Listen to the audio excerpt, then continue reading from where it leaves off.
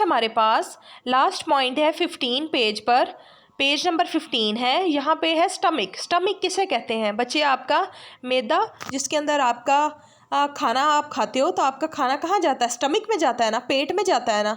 तो अब ये भी हमारा वाइटल ऑर्गन है, अहम पार्ट है बॉडी का, अहम हिस्सा है बॉडी का। और डाइजेशन में, डाइजेशन किसे कहते हैं? हजम करने को। देखो हम खाना खाते हैं, हाँ, खाना हमारे स्टमक में जाता है और वहाँ जाके खाना जो है वो हजम होता है, फिर ही हमें बॉडी में न्यूट्रिएंट्स मिलते हैं ना, फिर ही हमें पावर मिलती है ना। तो अब क्या है कि वो डाइजेशन कैसे होती है? प्रोड्यूस है आपके यहाँ पे लफ्ज़, उसका मतलब है खारिज करना या पैदा करना। Produce gastric juice. अब बच्चे अल्लाह ताला ने इस तरह का हमारे अंदर निज़ाम बनाया है कि हमारे स्टमक में एक गैस्ट्रिक जूस रिलीज़ होता है, ठीक है। अल्लाह ताला की तरफ से हमारी बॉडी में एक गैस्ट्रिक जूस रिलीज़ होता है, जिसके अंदर क्या प्रेजेंट होता है? पेप्सिन। पेप्सिन एक केमिकल का नाम है। अब देखो हम लोग खाना खाते हैं चुबा के, वो हमारे स्टमक में जाता है, वो तो सॉलिड फॉर्म में होता है, तो हमारा ब्लड तो लिक्विड फॉर्म में होता है। तो अब ये सोचने की बात है ना कि हमारी बॉडी में न्यूट्रिएंट्स कैसे जाते हैं।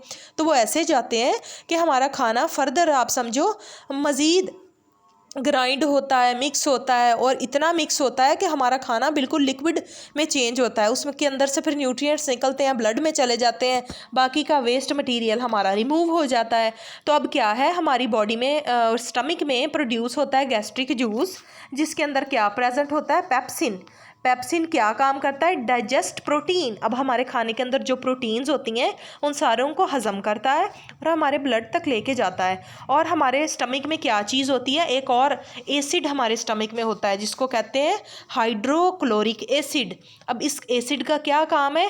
Kill bacteria. अगर हमारे खाने के अंदर कोई बैक्टीरिया है, हम गंदे हाथों से खाना खा लेते हैं, सम टाइम खाना गंदा होता है, बाहर से लेके खा लेते हैं, उसमें कोई बैक्टीरिया होते हैं जो हमारे लिए डेंजरस हैं, तो हाइड्रोक्लोरिक एसिड क्या करता है?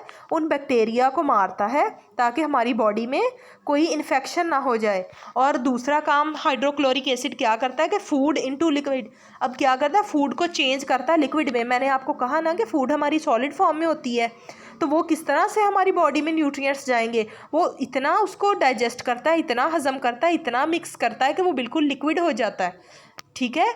और फिर उसमें से हमारे बॉडी में न्यूट्रिएंट्स और प्रोटीन्स जो जाते हैं वो ब्लड में जाके मिक्स हो जाते हैं और वेस्ट मटेरियल एक्सक्रीशन के प्रोसेस से बाहर रिमूव हो जाता है, ठीक है।